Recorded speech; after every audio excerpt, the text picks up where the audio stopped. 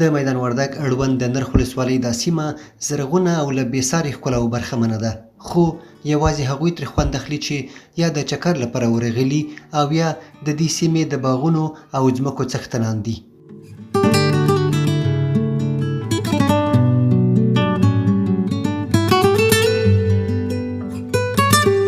خو هغوی چې دلته ځمکه پوله او پټی نه لري، پلرونه یې د خانانو باغونه اړوي او کوچني ماشومان یې د ښوونځي او زده کړو پر ځای په څو بوجۍ غنمو او وړو د خلکو په کورونو کې مزدوري کوي.